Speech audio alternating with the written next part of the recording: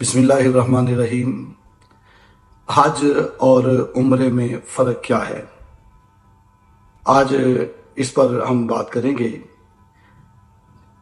پہلا فرق یہ ہے کہ حج میں وقوف عرفات یہ حج کا رکن اعظم ہے اور عمرے میں وقوف نہیں ہے۔ حج کے سال میں 5 دن ہیں، اس کے علاوہ پورے سال میں کسی موقع پہ بندہ حج نہیں کر سکتا، اور عمرہ ایام تشریق کے جو 5 دن ہیں ان کے علاوہ پورا سال بندہ کر سکتا ہے۔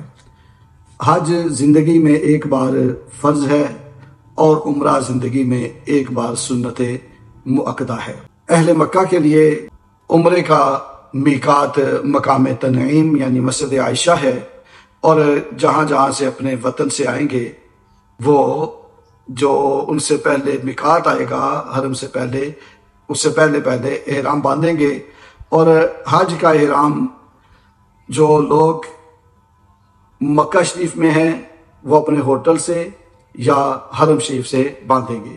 حج میں بعض صورتوں میں حاجی پر بادانہ یعنی اونٹ کی یا گائے کی قربانی جو ہے وہ واجب ہوتی ہے۔ عمرے میں کسی بھی عمل پر بادانہ نہیں بلکہ اس میں دم ہے۔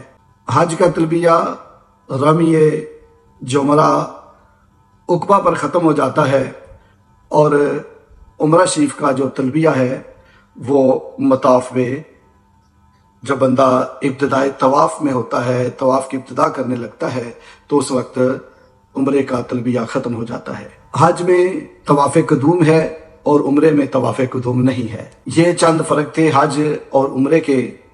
امید ہے آپ کو اس بات کی سمجھ آ گئی ہوگی۔